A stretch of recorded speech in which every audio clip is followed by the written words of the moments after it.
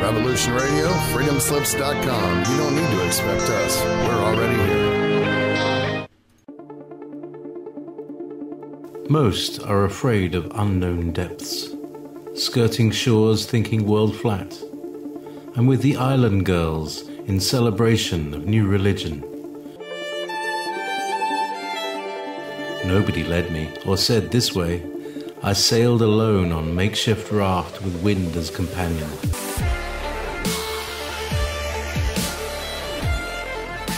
Fate for deliverance, confidence enough to assess new disposition. Seekers of lost paradise may seem fools to those who never sought the other worlds. Welcome to Momentary Zen with Zen Garcia. Visit www.fallenangels.tv. You're listening to Revolution Radio. The thing that hath been, it is that which shall be. And that which is done is that which shall be done. And there is no new thing under the sun. Welcome, friends. I'm your host, Zen Garcia. This is Momentary Zen here on Revolution Radio. And I have as co-host with me this evening, Cathy Dunson. Cathy, are you there, sister? I'm here. Excellent. Well, Echo. We appreciate everybody taking the time to join us this evening, and looking forward to answering some of your questions, and also for those that would like to call in and share commentary with us, we are going to open the phone lines and to interact with all of you, and we are trying to remember to do this more often. I know that when I go off on a tangent in covering a particular topic that I do usually use the full 2 hours, and even then it's difficult to get the fullness of what I'm trying to bring forth, but we do want to fellowship more often with all of you and give you the opportunity to ask and share dialogue with us directly. And so we're going to be doing more shows like this evening in the future, because I know there's a lot of people that are now being led to my work and that have a lot of questions. And so I guess we should get started.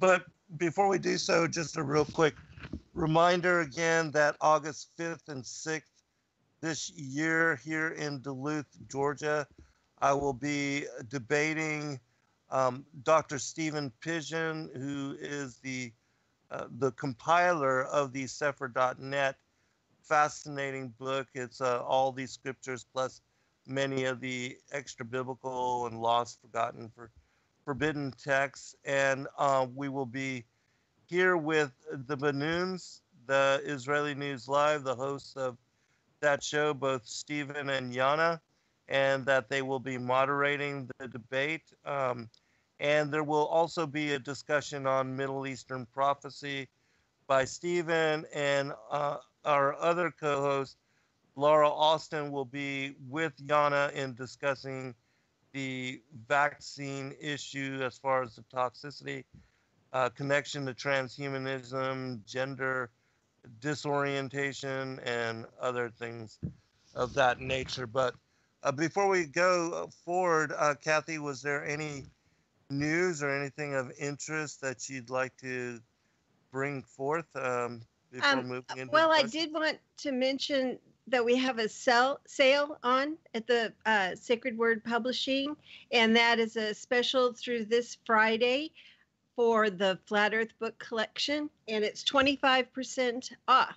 So if you go to sacredwordpublishing.net and look in the store under the category Flat Earth, you'll see 50 Reasons Copernicus versus the Bible, and that's by Pache. It's our most recent. It's really a fantastic read and a wonderful cover from Art. It's a beautiful book. Yeah. Yes, and he's working on the next one, Earth Stands Fast, and it's nice. I don't know if you've seen it. I've seen it. No, I haven't yet. It's really nice. Anyway, I'll wait for that one. And Heaven and Earth by Gabrielle Henriette, which is a really nice read. Is the Earth a Globe? And that's Alexander Gleason. Zen's two books, Firmament Vaulted Dome of the Earth and Flat Earth as Key to Decrypt the Book of Enoch. And then is there a Spanish edition of Gleason? Is that what that other? That's Portuguese, actually. Portuguese. Yes. Okay, so we have that as well. Yeah. Anyway, be sure and take a look at that. Were there any other announcements? Because we don't usually talk about ourselves very much. Right. Yeah. There you can also you can also sign up for our newsletter, which will be a monthly feature, and it will have an article from the group of us, each of us individually, every other month, and then the updated Enochian lunar calendar each month. So that's helpful. So if you go to the same website, sacredwordpublishing.net, you can sign up for the newsletter. And our group, Facebook group, we post lots of stuff, and Zen will come in and answer questions like we're doing tonight. And that is Zen Garcia, Eyes Wide Open. And the website, which is fallenangelstv.com, the new one, it has the question and answer section where you can submit questions at any time. And hopefully we can get those turned around pretty quick and update the site there, where there's a whole list of questions that Zen's received over time and replied. And kind of like we're doing here tonight, we've got some of those that were outstanding and then some that people have submitted. So let's see if we are you ready to go? Yes, but before we do, I want to give a shout out to Carol and just thank her for having gone through all of the many documents I sent both her and Cathy, 9 pages of questions and answers from the different people that I've asked on commentary on the YouTube videos or have sent to me directly, whether through Facebook or email. And she's done a wonderful service to the community in separating and categorizing those and bringing forth the best of those. And so thank you, Carol, for doing so. We greatly appreciate you and look forward to receiving and answering more questions from all of you out there. Yes, we're ready. On the last show, the Skyfall Angels and Pre-Existent Destiny, Shelley Ireland had a question. You'd mentioned that Satan and the rebel angels won't know everlasting torment, and she wanted to know if there was a reference, biblical reference to that. Wouldn't they be cast into the lake of fire themselves? Yes, it does speak about them being cast into the lake of fire and that they would suffer for a certain period. But in my opinion, and the reason I say that is because when the fallen angels, the rebel angels, Lucifer, who became Satan the adversary, were cast out of the heavens, death was actually prescribed and assigned to them. And you can study Psalms 82 for greater detail on this, where it talks about the counsel of the mighty and the sons of God, and it references even us as Elohim, but it speaks about how humanity, that we would have to die the death of man, and that initially did not start with Adam and Eve, but it started with Satan, Lucifer, and the rebel angels, that when they went to war against the Most High and they conspired to usurp the throne of Christ and to try to be as gods themselves, that's when the sentence of death was levied upon them. And you will see also in that particular chapter and that particular, the verses of that chapter, it speaks about a time when darkness was upon the face of the earth and that they would not know what they were doing. And that is, in my opinion, also connected to Genesis chapter 1, verse 2, where it speaks about the earth becoming without form and void, because it was their insurrection and that led to the war in heaven, that led to the earth becoming destroyed, and is also that, that's why we see the darkness upon the face of the deep. And so all these things are connected. And once you understand how, because in Isaiah 14 and Ezekiel 28, it speaks about how Satan, Lucifer, how he would die the death of man. And specifically in Isaiah 14, it also mentions him as an abominable branch, which, when you understand what happened in the garden, you know that his bloodline is half of the human tree, as far as the tree of humanity, the family tree. And it calls his children the seed of evildoers within Isaiah 14. And it speaks about how the kings and those that sat upon the thrones of the world would wonder, after Satan being cast down, and also, because they believed him to be a god, but being cast down and thrown into the sides of the pit, they would wonder, that is this the man that shook the worlds, that, all that it says in Isaiah 14. And so both of those verses and those chapters reference how death would come upon Satan. And at the end, after these 7,000 years, which he is given chance to tempt humanity and to deceive and lead astray the people of the world, then he will be annihilated. And it says in Scripture that they would be as if they had never been. So you're saying that for man and for Satan and his angels, that there is no eternal torment?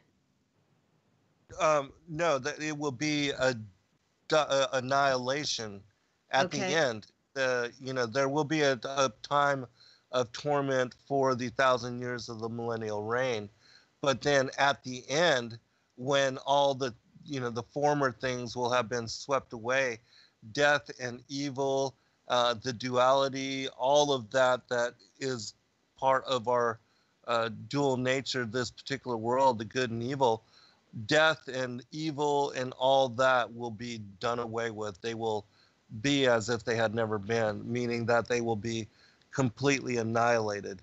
And then we enter into a realm of, the paradisical realm, where there is no evil, and the lion lays down with the lamb, and the former things will have been swept away. That's such an entrenched teaching in the church today. Well, yeah. I mean, forever. Right. And most people do think that, but again, if you study the fullness of Scripture and many of the extra biblical texts as well, even just the canon, you can come to this conclusion. And I believe that there was even a video that was done by World's Last Chance. They did something about hell, and it's my opinion that they are correct as well. Okay, that would be definitely a good thing for someone with questions to follow up with. Right. Yeah, I'll try to find it. But I was looking at them earlier today. They did a video about, and I did put that down as a question for you, about jewelry. Should Christians wear jewelry or have other personal adornment like tattoos? With regard to, as far as tattoos, we are told in the Scripture not to mark up our body. And and the reason I think we are warned this is because when you look at tattoos, not as they are being done today, because most of it is not connected to certain meridians. People are just getting tattoos to have artwork placed upon their body. But in the past, they were done for a specific reason, and that was to invoke and to conjure up demonic entities and allow for people to be possessed. And a lot of times those things were done in specific areas in order to elicit power or to connect to in through like opening a doorway or opening portals, that tattoos were done for that kind of reason. And this goes back, like if you look at uh, the old going back into ancient times, it was the giants and also the Canaanite seed line that marked themselves up in that manner. And I do believe that just as they were led to utilize makeup and that they were taught to do other types of things, in fragrances, even with dyes in creating fashion and clothing, that Satan led them even to utilize the tattoos and such markings and things like that to, again, to conjure up and allow themselves to be more in contact with demonic forces. And so you have to look at the origination for a lot of these things, because even in the book of Enoch, we are told that, you know, the angels gave down these mysteries to the women that they were involved with. Yeah, exactly. And even jewelry, as you mentioned. And so, yeah, those kind of things, again, were done specifically in order to open doors. But I'm not saying that, you know, all jewelry is bad or wearing jewelry is bad. I personally it's the believe, heart. I think it's the heart. You know, right, if you're trying to attract, you know, someone, you know, oh gee, look at her with her big jewel, you know, rings or whatever. Because as a woman, you know, and I could say, since, you know, I've woken up and my heart's been completely committed to seeking after things of God. I don't care about jewelry. I've been giving away stuff, you know. Hopefully you can get some money from this and it can help you. Right. But yeah, it was totally eye-opening to me to read that in Enoch about that's what the fallen angels came down and did, was to teach the women about jewelry and eye makeup. And right. And then the other thing with regard to those kind of things is that you have to decide where your focus wants to be, and where you want your focus to be, because a lot of people, in wearing a lot of jewelry or wearing a lot of makeup or being concerned with those things, they are more into the carnal world than they are in the spiritual or that of the kingdom.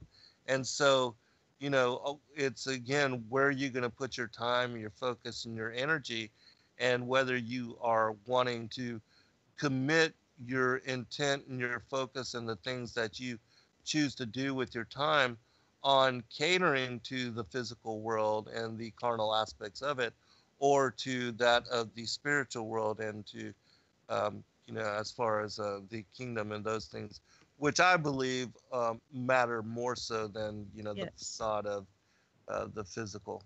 If anybody wants to look at that video, their channel is called WLC Videos, and that is Adornment and the Christian, the Problem with Jewelry. And I found that one on Hell.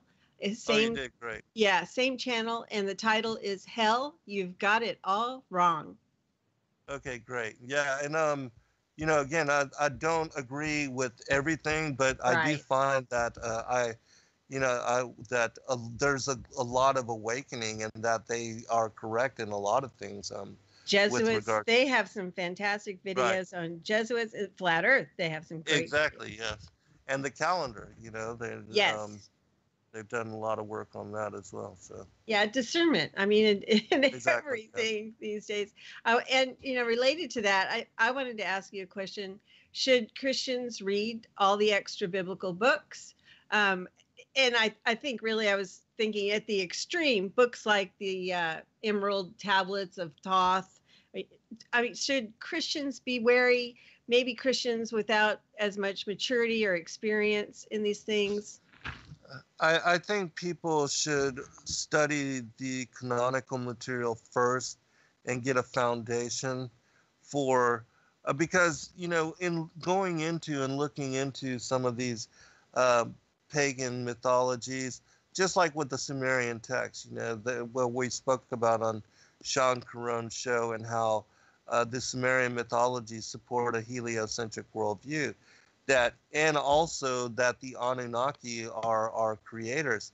And so if you're not grounded in the truth of Scripture and you don't understand that the Lord God, Yahweh Elohim, the Holy Trinity, that they are our creators and that they made us in their image and also created the world in and the earth as the focus of the universe, that this is a geocentric cosmology, and that the earth is the only earth-like, you know what they call a planet, which is really a plane, and the only place that has been created for inhabitation, then you can get led astray. And so it's important to have a foundation of knowledge for you to then go forth with being able to discern. But those that do study like myself, that spend a lot of time reading the canonical as well as the extra biblical material, I do believe that those that study and to seek and to find that the Holy Spirit will lead and guide them. But for those that rely upon others to interpret the scriptures for them or to lead them in guidance to truth, I would say read and study as much as you can for yourself, even if it doesn't make sense to you right now, to pray to God for discernment and for the eyes to see and the ears to hear and a mind to understand. And I do believe that if you dedicate yourself in such manner, that the Holy Spirit will lead you and God will lead you to truth. And that really is, in my opinion, what we should all be doing, rather than depending on somebody else's interpretation of what they think we should know or believe about Scripture or what is important. And I do feel like, many of the extra biblical texts can help us in discerning and understanding even the canonical material in a better and more profound manner. Yeah, and I think Christians do well to read historical texts, like even poems like the Iliad. What is the Josephus? What is that? Mm-hmm. His text? Yes, the commentary. Yeah. Yeah, I mean, well, like the Legends of the Jews, the commentaries. Right. There's so many things historically to have a well-rounded understanding. So much of what is being written in our time is just pop culture. Self-help books, the Joel Osteens and the Rick Warrens, prosperity gospel, things that have no depth or nothing that fills the soul. And so, I would think from that perspective, and you bring in a lot of that into your work with where it has confirming or speaks on a certain topic in your study. So, from outside the extra biblical books, I think that, we all do well by learning historically what is the truth in the world. Right. Yeah, like individuals like Philo, who was alive before Christ and even after he was crucified and then ascended up to the right hand of the Father. And he gives great insight into the beliefs of the Hebrew and the Israelites and the Jews of that particular time, and their manners and their behaviors, the things that they did, the way that they believed.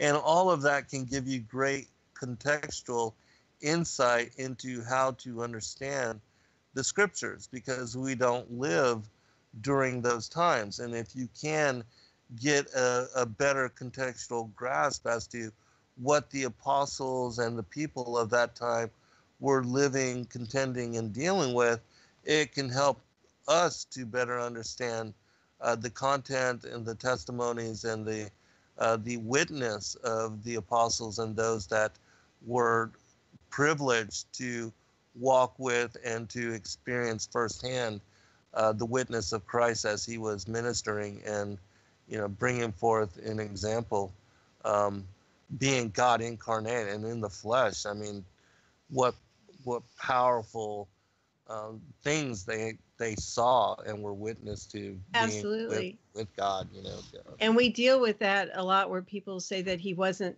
and he didn't exist historically. So no, I mean, there's a wealth of knowledge, literature, and historical information to support it.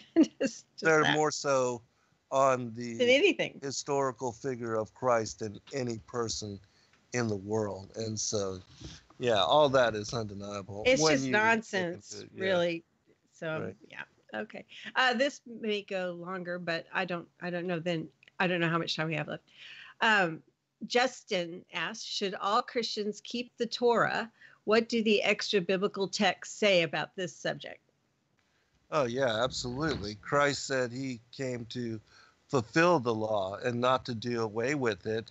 And look at the example of what he did and how he even fulfilled, the Levitical feast days. I mean, again, like, we've been contending with some people saying that Yahweh is Satan, or that the God of the Old Testament is Lucifer.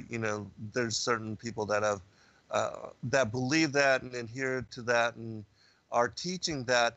But again, why would Christ fulfill the Levitical feast days as laid down by Yahweh Elohim and mandated to the Israelites when they received the law, and then in his lifetime fulfill the first four feasts, and in his second coming he will fulfill the next three?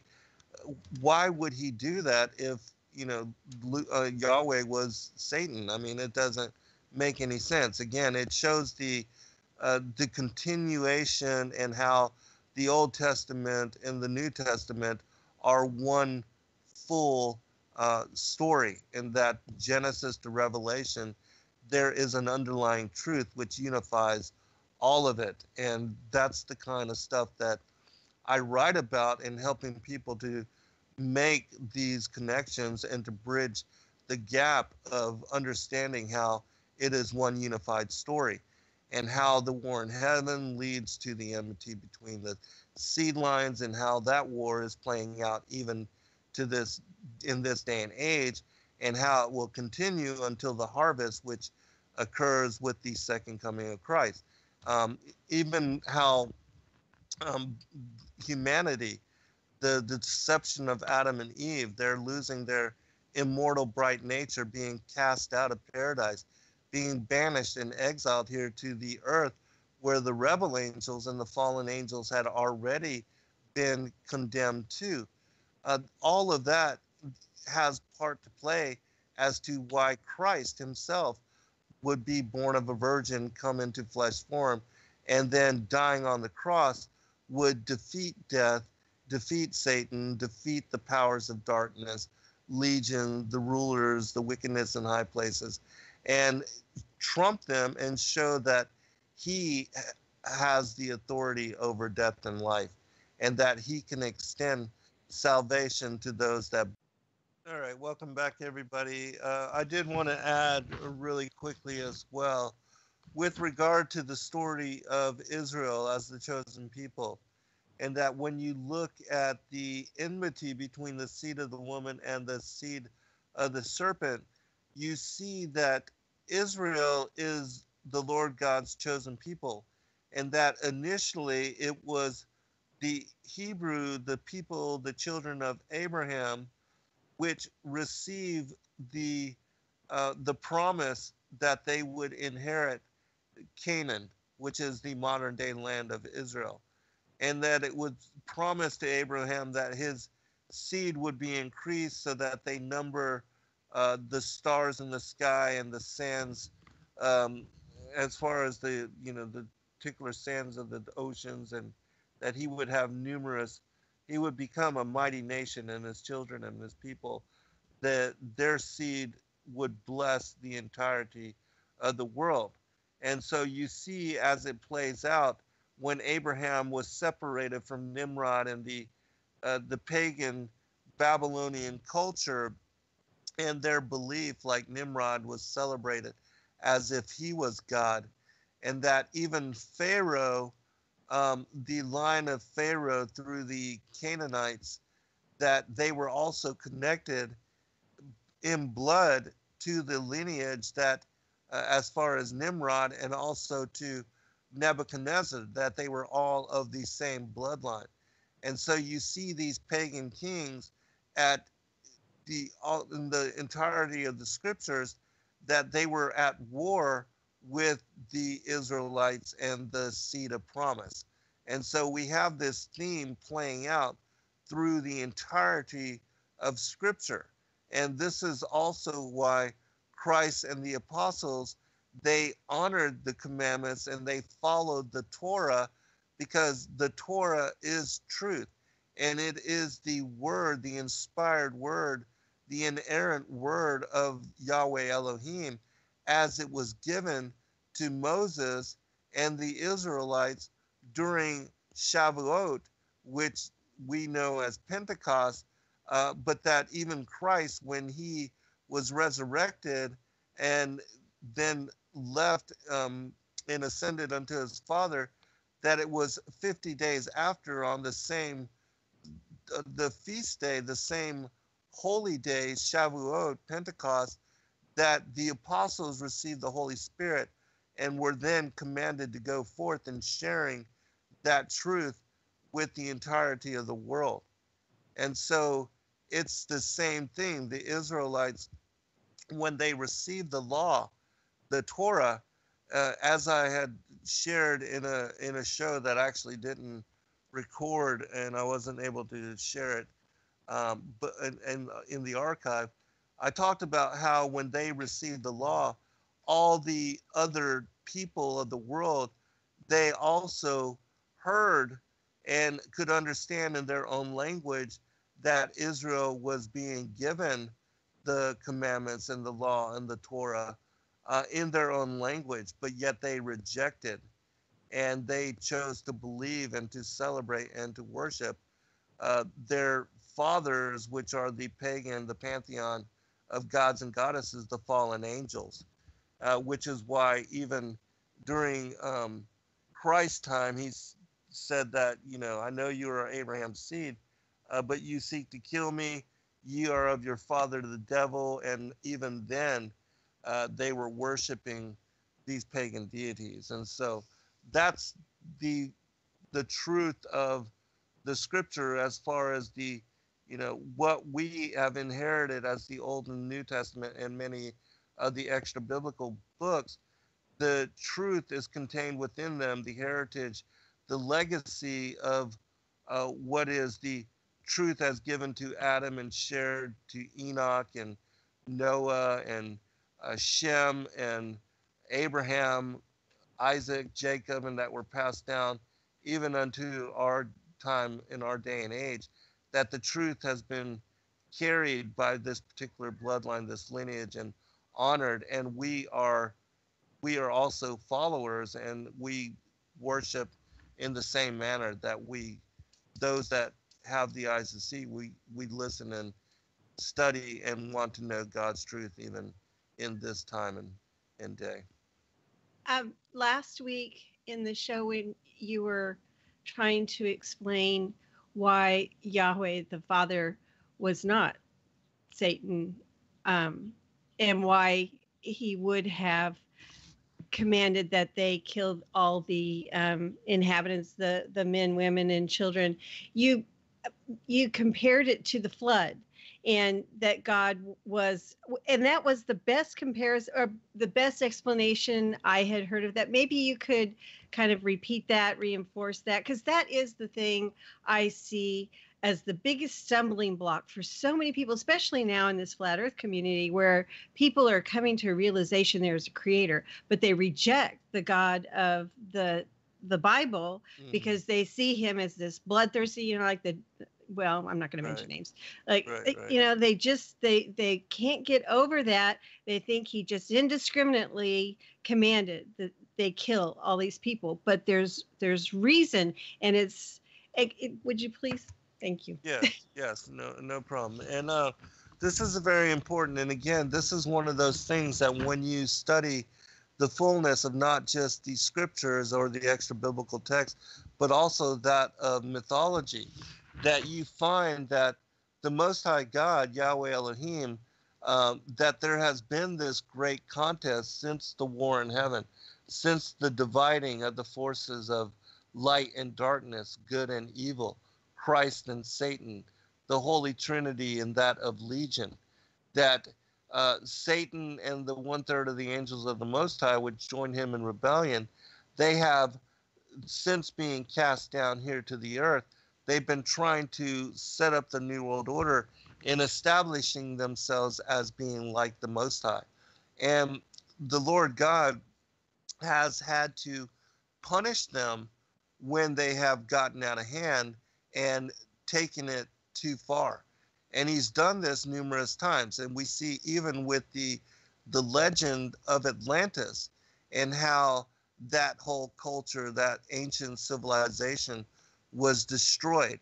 And even again, with looking at Genesis 1, verse 2, how the earth became without form and void, which again means the earth became a deserted wasteland and an indistinguishable ruin, meaning that something led to the earth being destroyed, even in ancient times.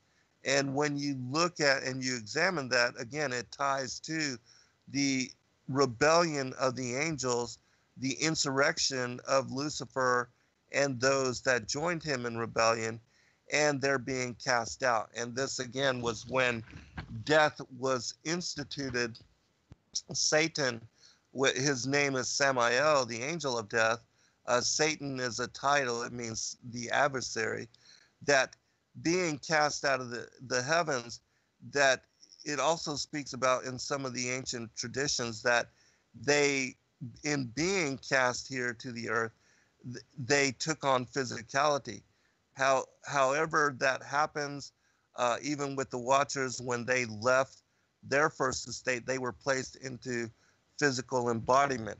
And so they were then subjected to death, that life here and incarnation into this realm, that it brings upon you the sentence of having to die the death of man, which man just meaning animal nature, fleshly incarnation.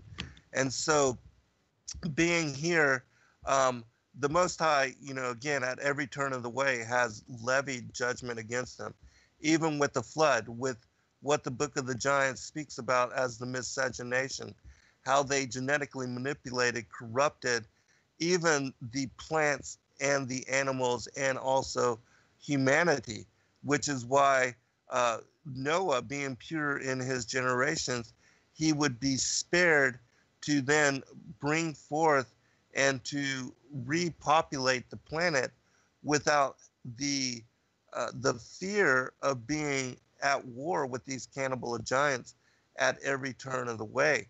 And so the same thing with Joshua being led into the promised land and having the Most High God fighting for Israel, like when in Joshua chapter 10, when Joshua caused the sun and the moon to stand still. It speaks about preceding verses of that same chapter, how Yahweh had used stones from the heavens, hurling stones from the heavens, that he killed more giants than even the Israelites did by the sword. And so he was at war with these sons of Anak in the same way. And the reason being, again, is because not only do they have connection to the Canaanites as the seed of the serpent, but they were involved in much abomination, not only in the drinking of blood and the cannibalization of human flesh, but they were also involved in sexual perversions, homosexuality, bisexuality, the offering up of their own women and daughters, that they were mating with their own daughters, and that they were basically, the swingers of old, in that they would involve themselves in sexual gratification in any numerous in, huge orgy type sexual depravity. And that wasn't even the worst of it. They offered up their children in blood sacrifice to the fallen angels and to the pantheon that they worshipped as gods. And so instituting victim and child and blood sacrifice, they had pushed it too far. And so that's why the Israelites were commanded when they entered into the land of Canaan to spare no man, woman, or child, but to decimate the entirety of this abominable seed line. And the reason being, again, is because he knew that if any of them survived, they would leaven the people Israel, which is exactly what happened. Sparing some of the giants and some of their tribes and some of these sons of Anak, they then took on their abominable ways, which is why even in the Old Testament, we see in Leviticus and Deuteronomy and other places, Israel involving themselves in passing their own children through the fire and offering up their own children in sacrifice to the idols Moloch and Chemosh and Astarte and others, that were worship Baal. And so that's why he instructed them to do so. And failing to do so, even Israel, his chosen people, his bride, the prodigal child, they took on those kind of abominable ways, and they instituted such abomination and was judged for it. Okay. Do you want another question? Yes. Mm-hmm. Okay. Let's okay. I wanted to ask about Atlantis. You mentioned Atlantis. Atlantis and the pre-Adamic man. Were the people that were living in Atlantis in that time, were they different? Yes. Okay. And that's a very good question. And yes, these particular, the pre-Adamites, they were not like modern humanity, even to the point where, as I have shared in even the Sumerian mythology, that it describes these particular beings that when the Anunnaki involved themselves in the interdiction of the pre-Adamite humans, it talks about their genetically experimenting and also engaging directly in bestiality with what was a Bigfoot type of creature, that they did not have language. Their bodies were fully covered in hair, that it speaks about even their arms being longer, and that they drank directly from the waters. They did not cook their food. They didn't utilize fire in the manner that modern human, and even some of the pre-humans, the pre-Adamites later, because they were genetically manipulated, and but I'm talking about the oldest, when the Anunnaki first began to involve themselves with them, that this is the description of them as is described even in that mythology. But just as we see in the archaeological record, and we see different types of humanoids, Cro-Magnon, the Neanderthal man, and the Dionysians, I believe is what they were called. Sin, would these people be in any way related to the Genesis 1:27? So God, yes, okay, so yeah. That's who these people are, is from Genesis. Right. 1. Okay. Right. Yeah, these are the Genesis 1:26 through 28 creation, where man was made in the image of the Holy Trinity, as far as being hominids, but that they were different types, and it speaks about them being created male and female, right. And that they were made as couples. and that they're, all the different colors and all the different types. There were even, dwarf type, and you have basically like the Lord of the Rings type of humanoids, hominids. And then Adam being given the breath of life and being created in the image of the Most High God, that this is when, we have also the modern humanity in the way that we are now, having language and having the hyoid bone, which is, something that the pre-Adamites lacked, which, also they were not able to um, articulate in language and writing in the manner that we are. And so these pre-Adamites were different, but also know that just as it says in Genesis 1:26, we have the Elohim creating them in their image, and that, in my opinion, it shows that they were involving themselves. Even in the Book of Giants, it speaks about this miscegenation, that they were genetically altering and creating and trying to create a slave race of this pre-Adamite type of being, and that they did help to evolve it somewhat in mannerism and teaching, that they were able to to give it manual labor and to involve it in menial tasks, like they had them, mining, and also they taught them how to fish and use them basically as a labor force. Now, But still, who was using them? the Anunnaki, Okay. that they Now, were trying to create a slave race of the would they peoples. would they also be, because okay, thinking of movie depictions of like these demigods, would they Yeah. have been the rebel angels? Yes, yeah, it's all the same thing. And yes, the pantheon, the worship of the feathered serpent, Right. the Anunnaki, the pantheon of these gods and goddesses, even with the stories of Kreta Mutwa, speaking about Right. the Chitauri, and how they, when they came down, they, taught them and involved them in some manner, but they demanded that they be worshipped as gods.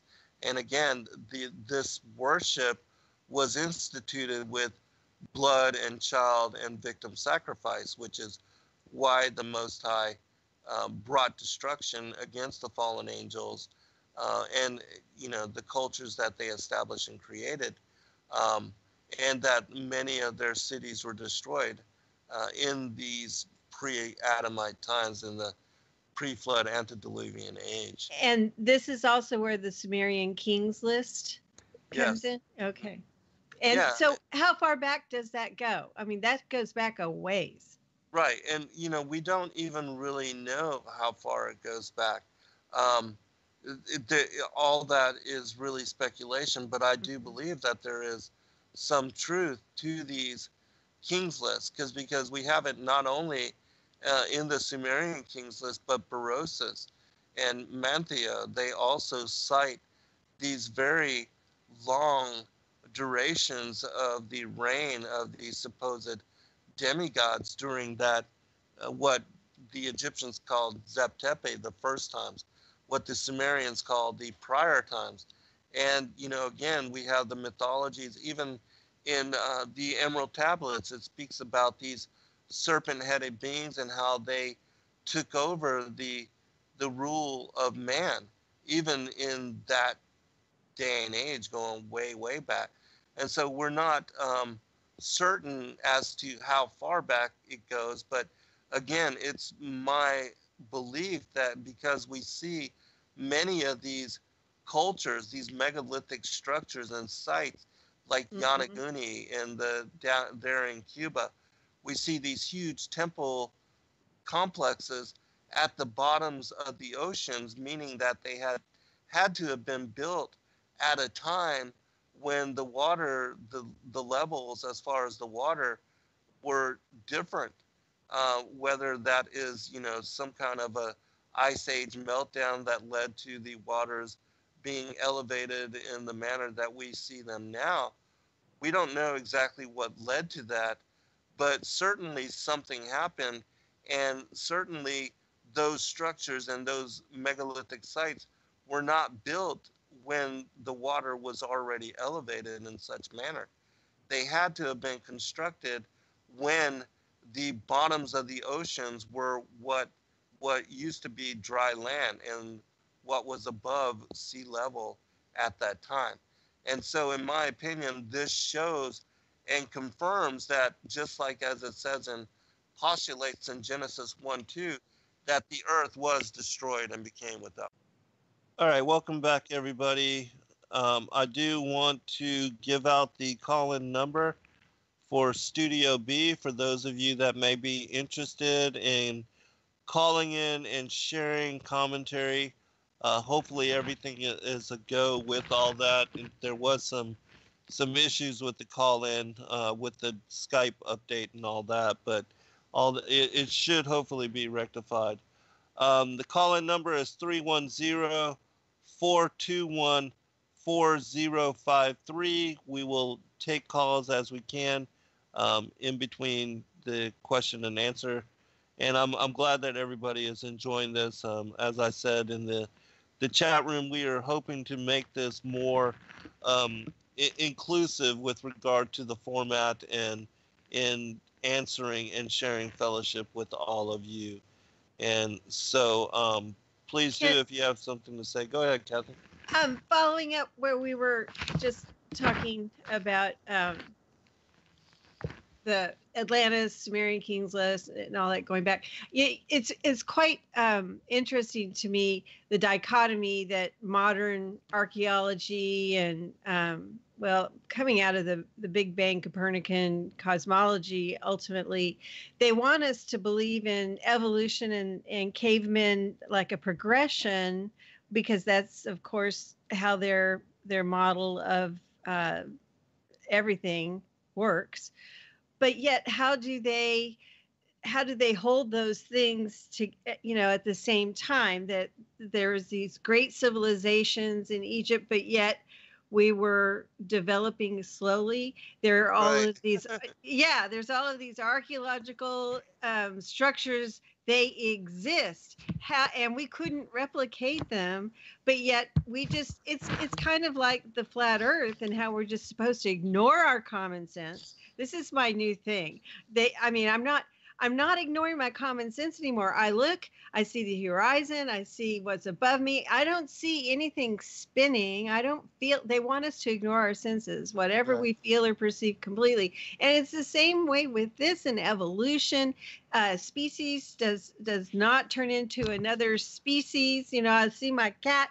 I couldn't make a cat, and it wasn't a fish.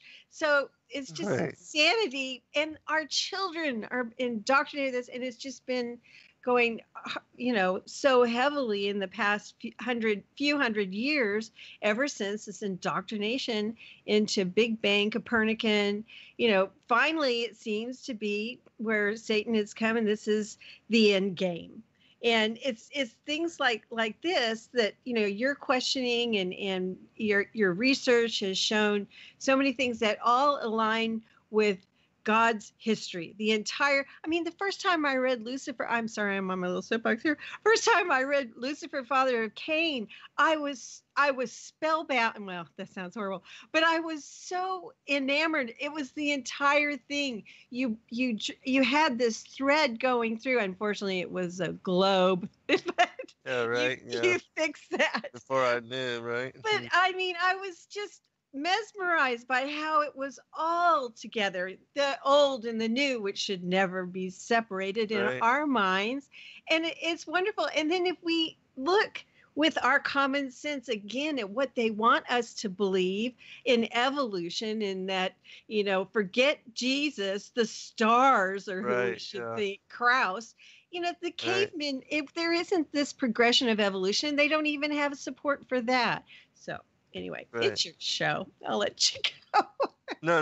It's good. We appreciate the commentary, and you've seen gosh, a large part of my broadcasting career. And also, from the fullness of all the different titles that I published. I mean, going back, Lucifer, Father of Cain, that's my 4th book, and I'm up to number 13 now. And you've read a large majority of my work, and so you've seen even the progression of what I now know as truth and how much it's changed even in that time. That was 2010 that I published that particular book, Lucifer, Father of Cain, and 2017 now, 7 years and so many books later, just how much we've all learned together, and we're all still learning so much. And I mean, we still have to really consider that most of the world, when it comes to the cosmology, to the calendar system, to the holidays, the holidays, to the mainstream as far as the religion and the indoctrination, all of that, the brainwashing is so pervasive and so all-encompassing, and most still have no clue as to how much lies they believe. Well, just like you were mentioning just a few moments ago, Genesis 1, 26, 27, and versus Genesis 2, 7. I mean, that is so easily understood, and Jonathan Kleck spends a lot of time on that. All you have to do is look at what the words mean, and you can see it in the text yourself. But the majority, I mean, it's probably a handful that teach what the two of you do, and it's so obvious. I'll do a quick search on it, and they're all repeating. It's the same story, and to me, it's so obvious now, and it makes so much more sense. Mm-hmm. It's just that, and like you were saying about eternal torment and all that. There's some things I just say, oh my gosh, that too. I've got to learn about that. And I just say, okay, I'll set that aside. I'll get there. But now I know someplace good. This is why this is good, because then I know where I could go and learn some more things too. But and people can always write to me, paralandra77@gmail.com, because I'm saving all this stuff in some notes, and I can give you the links to things. I wanted to ask along those same lines. You wrote about Adam and Eve losing their bright nature, and I wondered from that, were Adam and Eve different in a way than all their children, who all of us who were born angels who drank from the cup of forgetfulness and came on into this world where Satan's been given dominion out of the fall? Were they somehow different in character and nature because they were, Adam was formed and breathed, and they weren't born in the way that we were. So because they had a bright nature before, was there some way that they're inherently different than we are? Yes, and that's a really good question. And yes, they were different, because when you study again Genesis and you look carefully, it speaks about even when Eve was separated from Adam, that Adam declared her bone of my bone, flesh of my flesh.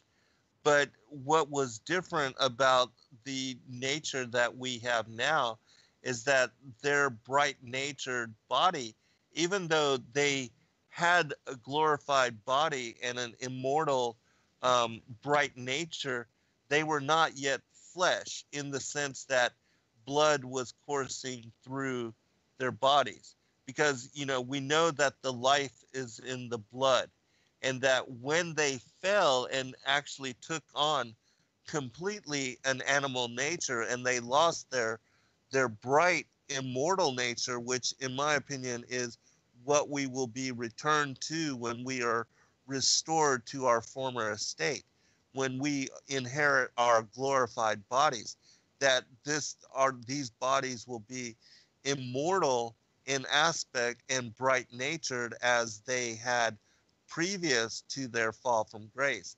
And I'm actually in this new book that I'm working on, Paradise, the Sides of the North and the Mount of the Congregation.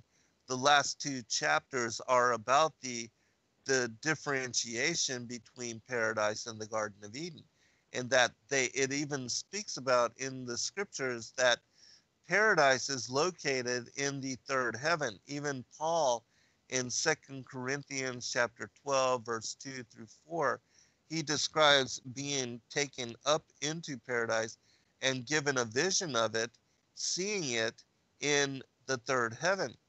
And there's an apocryphal book called The Vision of Paul, which gives a great and very incredible detailed account of the place of the righteous and the place of the wicked, New Jerusalem, the gulf dividing them, and what happens to a person when they die, whether they are righteous or wicked, and as to the place that they go on to inherit. And so I do recommend that people read those particular verses. But anyways, I cover that in great detail in this book because paradise is where Adam and Eve, being created, they were placed there to tend the garden.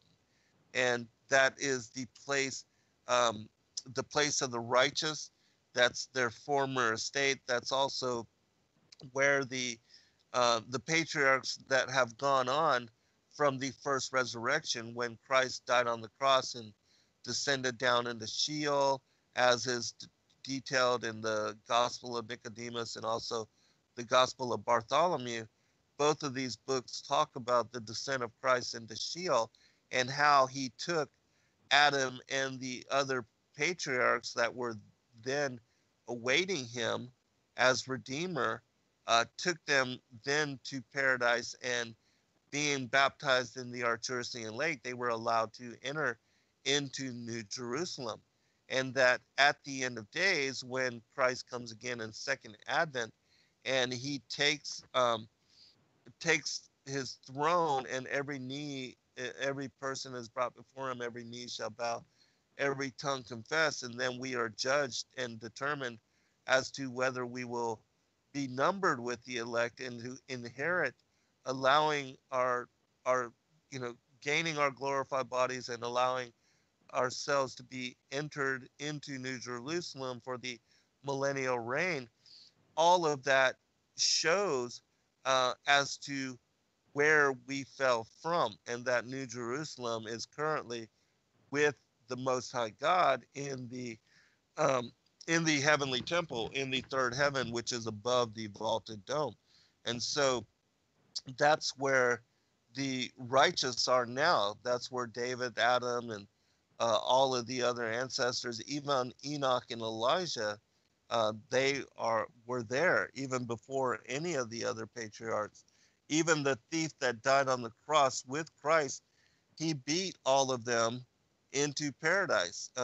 He was told to go on to paradise and that they would join him when Christ went down and redeemed all the rest of our righteous ancestors. And so anyways, it is New Jerusalem which will descend out of the heavens and be created and will be settled here on the earth, and it will be here on the earth where we reign with Christ for that 1,000 years of the millennial reign, should we be counted worthy. And so it shows the distinction between what Adam and Eve were previous to taking on flesh embodiment, when the blood was entered into their bodies and they became this animal nature, and that when they were transformed, because just as you said, they were not born, they were created and in a bright natured immortal status, and then falling and being cast out and exiled here to the earth, that's when they took on flesh, human, physical embodiment. And this is what we are born into when we enter into flesh form. But just as Adam had the spirit blown into his flesh body, it is our immortal pre-existent nature that that who we were as part of the council of the mighty, as the sons of God, that aspect of ourselves that Christ knew before the foundations of the world, that part of ourselves that had pre-existed with the Father and the Son before our bodies were ever created in the physical lovemaking of our parents, in forming the union of the sperm and the ova and generating our flesh embodiment, and that our spirits were, are blown into, married to our flesh form for what is this lifetime, one lifetime in the immortal journey of soul.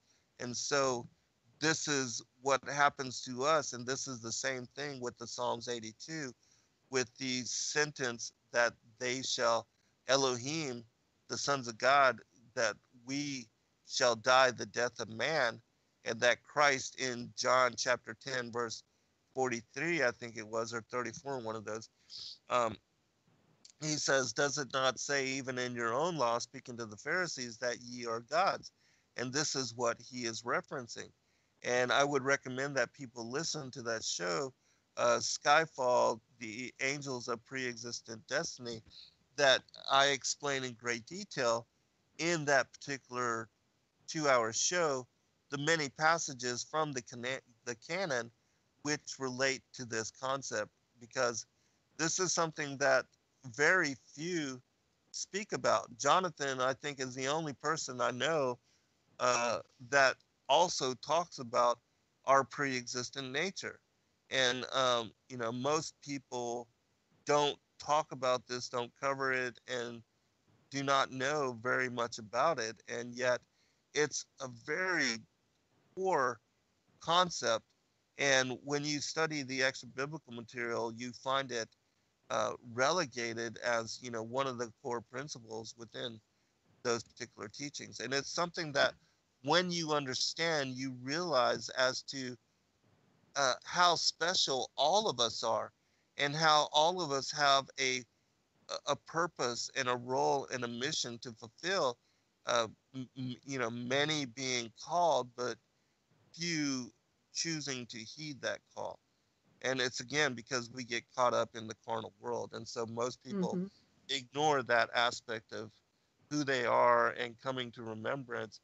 They are more caught up in having to raise families or Right. earn money or to work a job, or, that dominates their time and their focus. So, I mean, it matters what we do here. So deeply, yes. Yeah.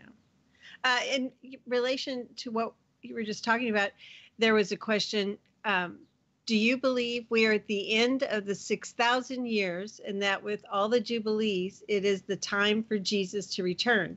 I know you talk about a delay, but with God being so mathematical, don't you think he will stick to his coming back to the 6,000 years? And I wanted to point out, I thought it was really interesting how you had come to the conclusion that the calendar year, the ancient Hebrew Enochian lunar calendar, was year 6,000. I thought that was very interesting. Yeah, I think I find it extremely fascinating as well. And again, our friends over there at World's Last Chance, they place us in the year 6004. But in the work and the shows that I've done with Dr. Stephen Pidgeon, it is my belief that because we see, and because Israel is the blooming of the fig tree, that the Jubilees and the demarcation of them can be linked and tied to them as coming into, as far as being a nation. And that when you look at the 1917, the Balfour Declaration, which led to the whole Zionist movement, which led to in as far as 1967 with Jerusalem being unified, but in 47 with Israel becoming a nation again. All of that, in my opinion, shows, and also with the 1967 with Jerusalem being unified and now 50 years later, 2017, and the Revelation 12, the sign of the virgin clothed with the sun, the moon beneath her feet, a child within her womb, and the crown of 12 stars. In my opinion, those things show and align with the last three 50-year Jubilee cycles. And so I do believe that we are in the 120th Jubilee now, which would place us at the end of the 6,000 year timeline. Now, with regard to whether there's a delay or not, I don't I don't know. Again, even in the in the end of days, it said unless the days would be shortened, there should be no flesh left. But how that plays out, all that is only in the scriptures. It says only the Father knows the day and the hour. Um, but I do believe that we are at the end of the 6,000 year cycle, and that what is remaining is the 1,000 year of the millennial reign, and that this 7,000 year cycle also parallels the 7 days of creation with the 6 days leading up to what is Sabbath, and Sabbath is the millennial reign, the day of rest. And we know that a day is as 1,000 years unto the Most High God. And so we see this cycle and this timeline playing out in the creation week, and also with the establishment of what is said in Noah, that I will give them, this 120 years of reprieve. That I do believe that is also connected to the 120 Jubilees, which is the 6,000 year timeline, and that this is the reprieve that was granted to Lucifer and the rebel angels, the 6,000 years, and then the 1,000 year millennial reign. And then after that, as I said in the beginning of the show, it's my belief that they will be destroyed, completely annihilated, as if they had never been, because death was what was decreed upon them, that they were the first to have death as a sentence levied upon them. Question. When we return to the Father, will we remember our lives with him before we became human, before our earthly lives? A lot of people, myself included, and I write about this in chapter 15 of my book, Skyfall, The Angels of Destiny, which as book is exclusively centered in focus upon these topics: predestination, election, and pre-existence. And so the fullness of that book is about that. But anyways, I write in that particular chapter about my personal testimony of remembrance, and how even previous to awakening, that I had foresight and knowledge about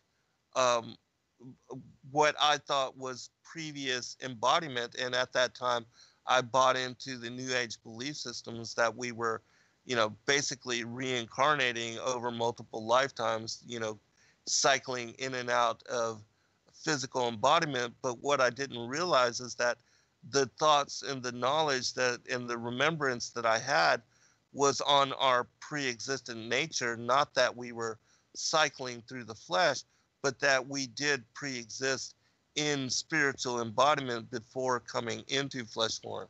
And so now that I have the discernment of pre-existence as it connects to biblical concept, I now fully more so understand what those insights and those recollections were about. And so if people want to know about my personal journey to remembrance and the things that, and because a lot of people also have such insight, and that have these lingering memories of having existed in previous incarnation, not in, not in a physical aspect, but just that they had previous embodiment.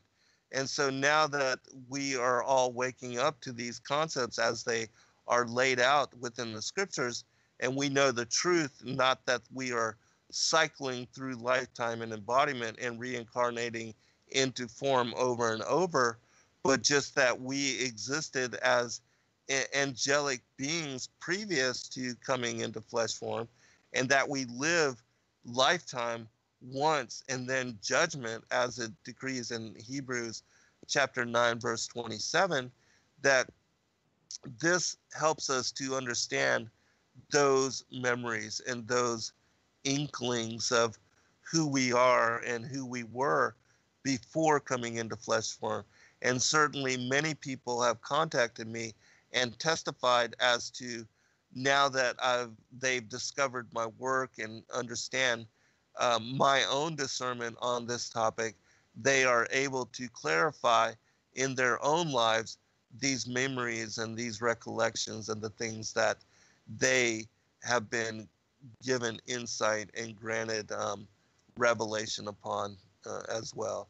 And so, yeah, many people have these lingering insights, these memories, but don't understand them because we're not taught these particular things within Sunday schools or, mainstream churches, and only reincarnate.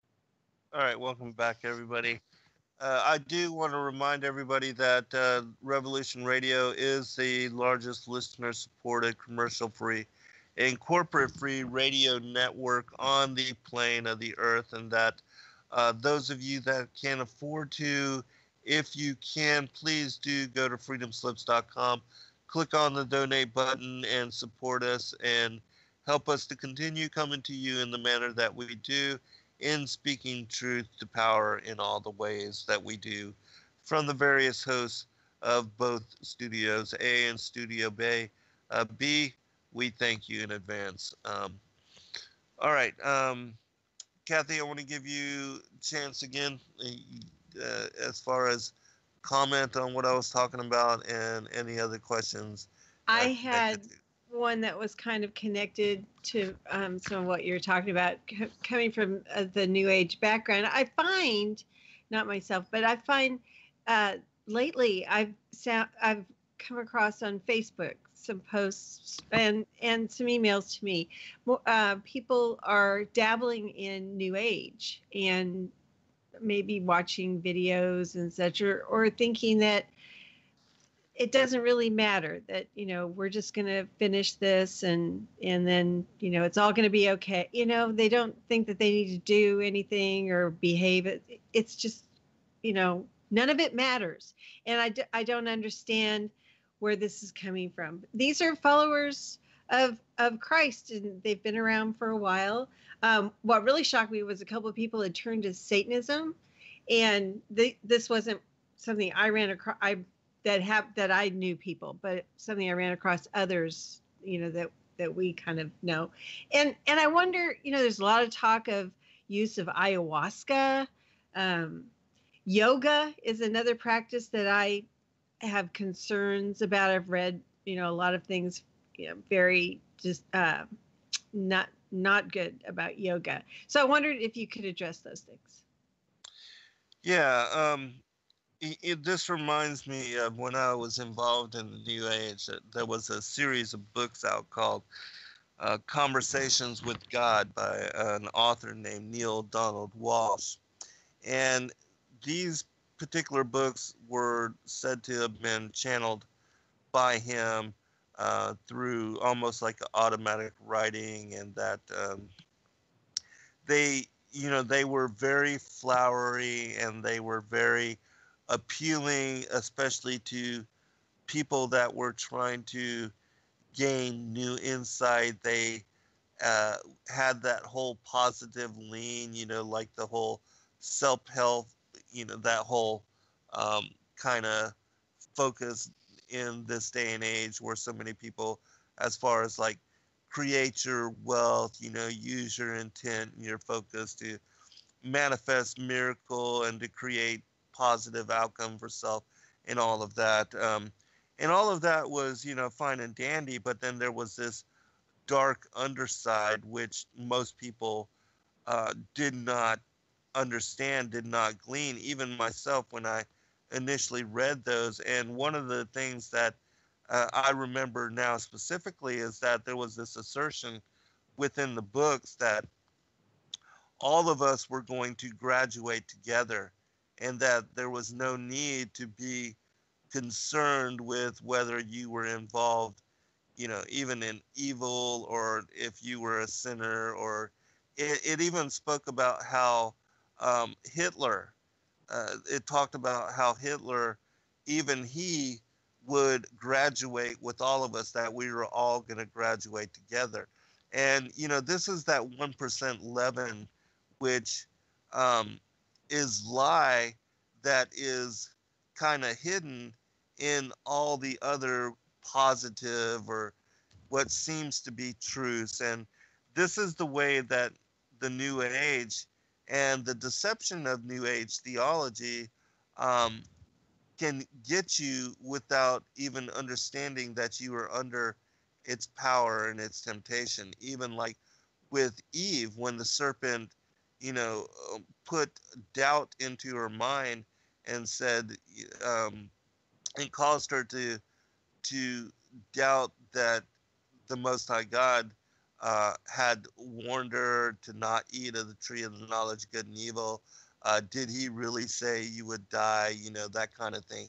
And so the New Age and the Satanism does the same kind of thing. First, it creates doubt, and then it interjects and tempts you to involve yourself in different things to kind of ascend or elevate or gain knowledge or insight in a manner that you maybe not would have done previously. And this has to do with certain things like with the yoga or the ayahuasca. Um, and I will say this with regard to those kind of things, that there are certain things that can be utilized as tools, but that and the Native Americans, that they have involved themselves in using different plants as tools for their religious beliefs and for them seeking the divine. But again, you have to really be careful with what you're doing, because you are opening up doorways that you can't understand. And when you do, and this happens a lot to, I don't even know if I should share this story, but I'll just say this. Just recently, um, there was an individual that they had taken some drugs, and then this one individual ended up, um, basically, he beat beat his girlfriend, and it resulted in her death. And so this kind of stuff, if you don't know what you're doing and you open some of these doorways and you don't know what you're involving yourselves in, you are inviting spirits to come into your body and to possess your mind. And if you are not um, grounded, then just like with those people that go and do the Ouija boards, or that go ghost hunting, and that go into these, even the graveyards at midnight or whatever, that people and individuals that do that, sometimes you're not able to shake off those demonic spirits. Sometimes they will follow you home. They will leave with you. And they will then, because you did that, they will have access to your life. And then they will affect your thoughts. And especially for those that are not grounded, that don't have a, a deep and meaningful relationship with God, if you don't have the protection of the Most High upon you, and you involve yourselves in things like that, well, just like, well, as far as with Job, but Job was warned firsthand. For those that don't know what I'm talking about, if you read the testimony of Job before you read the story of Job, you'll understand that Job was destroying the groves and these high places where Baal was being worshipped. And God went to him and said, Job, you know that if you continue to do these kind of things, that Satan's going to come after you, and that he's gonna try you, and he's gonna try to attack you at every turn of the way. But if you persevere, then I will reward you double fold. And basically, Job was like, bring it on. And so he knew that Satan was coming after him. And so he knew that, this trial was going to be brought upon him. But for those that don't know what they're doing and that open these doorways in a manner which they are not understanding, um, you can be taken over and demonically possessed in such a manner that it could really essentially cost you your life or somebody close to you. And of course, this is in extreme cases. This is not uh, at all the norm.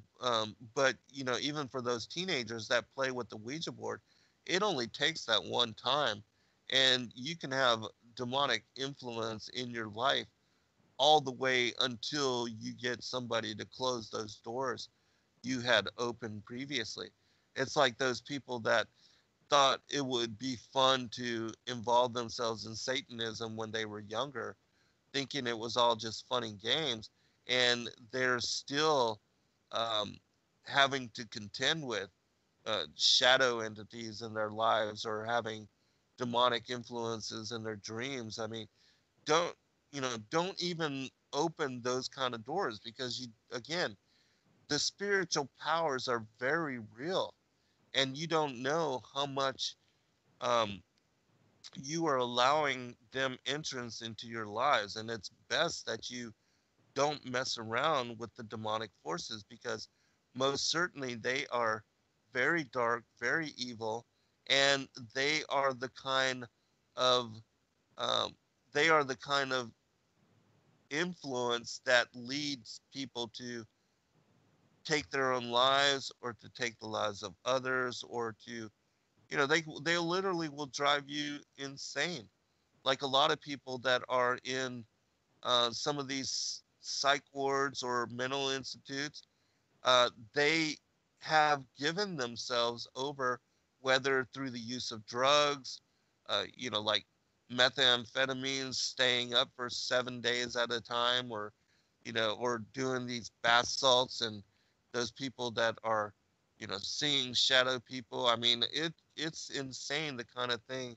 Cannibalism. Yeah, the cannibalism. I mean, all kind of just weirdness associated to giving themselves uh, up to these demonic influences without having realization that they are doing so. And a lot of kids do this in this day and age without having realization. I mean, it's fun for these school age students, these high school students. They'll get together and play with the Ouija board, like it's, they're having a party, or they'll go to some abandoned house and play with Ouija boards, or go to try to talk to ghosts and have an EVP session at, in the graveyard. I mean, it's that kind of stuff that just they think it's all fun and games, but it's not. This is very serious, and it could affect your lives very deeply and profoundly for a very long time. And When we were teenagers, when I was a teenager, we were playing with the Ouija board, and I'd never had any kind of spiritual, I wasn't a Christian then, and no kind of spiritual feelings in my life. And we had something happen, like a spirit, something. It was really strange, something to do with JFK, but it was like a spirit was there with us. It was really bizarre. Anyway. oh, we did too. Like the first time we ever messed around with the Ouija board, I was like 15 years old, and it was all these neighborhood kids. They all came over. Everybody was like sneaking out of the house. I was at my friend's house, and he had a younger sister that was 13, and all her friends came over. And then we had this one girl that was older. She was like 18, and she lived down the street. She came over, and we, I don't even know who brought the Ouija board, but it was all fun and games, and we were messing around with it. And one of our friends, he literally got possessed Wow. ran out of the house. I had to go find him, found him scratching at the back door, put him in a full Nelson, brought him into the house. When we sat him on the couch, he fell over, and then his eyes were like he was dreaming immediately. You know how your eyes move up and down and all around and stuff when you're dreaming. Well, his eyes did that immediately, and then when when he woke up, we woke him up, but when he came to, he didn't remember any of that, and he was one of the people that had his hands on the pendulum thing. Mm-hmm. Him and the 18-year-old girl, I don't even remember her name right now, but those were the two. And he, while they were messing with it, at one point he lifted up his hands, looked up at all of us, and then closed his eyes and put his hands back down. And then, after that, we lost interest or whatever, but that's when he ran out of the house, and, I had to go get him. And when we brought him in, and the very next morning, we were looking through the phone books because we were like, do we need to call the priest? I mean, literally, Wow. he had been possessed, and it was very real, and we were very concerned for him. Well, I've started saying lately, we live in a world of demons and devils, and it makes me think of two things. One, it was Bill Schnoblin, I think, who said on an Alex Jones show, yeah, it was him, about coming outside at Halloween and just seeing the sky filled with dark demonic spirits. That's the world that we live in. It also makes me think of Adam and Eve when they were put out of the garden, and Right. and the world that they encountered. That was what it was like, and Right. we don't realize it. I mean, we're so not in tune with our spiritual self and understanding this world. We just think we're on this natural existence, and that's just not the case. I wanted to ask Scott Bunnell, had a question. A lot of people have been relating the Fukushima disaster to Revelation 8 in making a third of the waters bitter, although it ties this to wormwood and it being a star falling from heaven. The event was birthed from an earthquake. Fukushima, and now looking at things through a geocentric view, it definitely puts a different light on the situation. What are your thoughts? Well, I do believe that Fukushima has repercussions that we are not understanding, and that because it's an ongoing event, and that it is affecting the creatures of the ocean and the seas in manner that is being largely ignored. It's not being reported on. People are still consuming uh, the seafood, especially over there in the Orient. They love the seafood and eat a lot of it. Well, the And migration for the tuna, that it goes, the tuna that is canned in California goes through all the radiation. I mean, mhm, and people who are eating are getting radiation doses they have no idea. And there's no right, safe dose of right, radiation. It's all cumulative. right. And then the other thing with the whole, the Gulf and the oil spill, and how all those millions of gallons of oil, and who knows how even the ecosystem. Core exit. Yeah, all that. I mean, we don't know the repercussions, but again, it leads me to the scripture as far as, unless the days be shortened, there should be no flesh left. And that's really what we're dealing with, that the genetically modified food, the vaccines, that we are being um, poisoned, and being what the Book of the Giants said, miscegenation, that we are being corrupted on a genome, on a DNA level, and we don't even understand the repercussions of all of those things which are bombarding our system at every turn of the way. Even like tomorrow night we have Matt Landman joining us from the filmmaker, the documentarian Frankenskies, and he's going to be joining Laurel and I and talking about his program and the chemtrails and all that. We don't understand how all of that is affecting us either.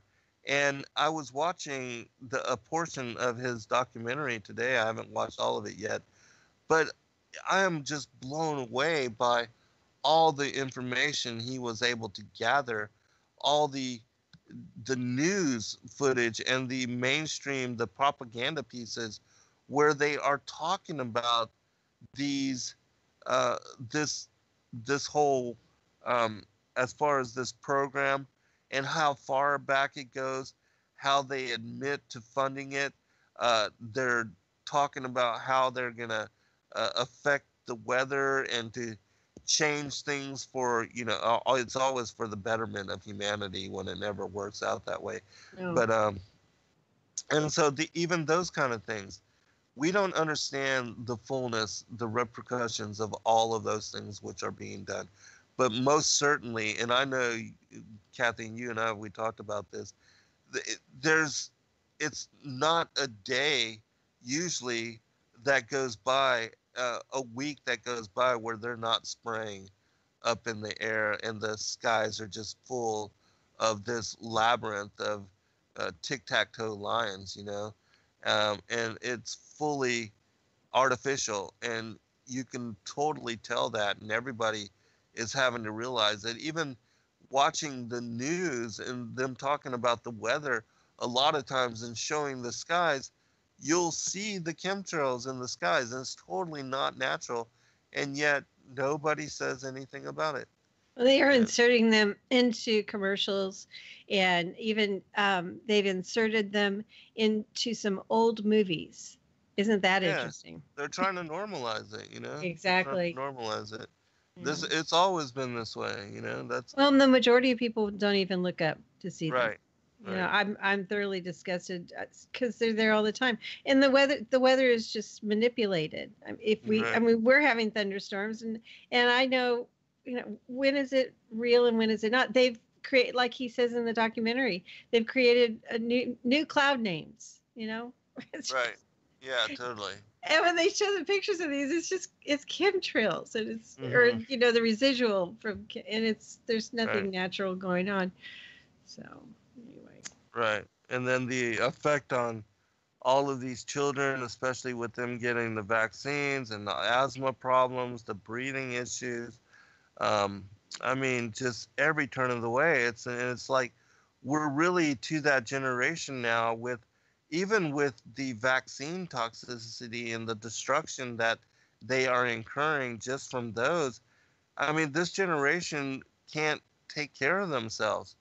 They don't have the capacity to care for themselves and to grow up and bring forth another generation of human beings that can, propagate the race. We're really at the end of days with regard to creation. Oh my goodness, it's already showtime. We appreciate you, Cathy. Thanks, everybody. Thank you, Zen. Thanks, everybody. Good night. God bless all. Good night.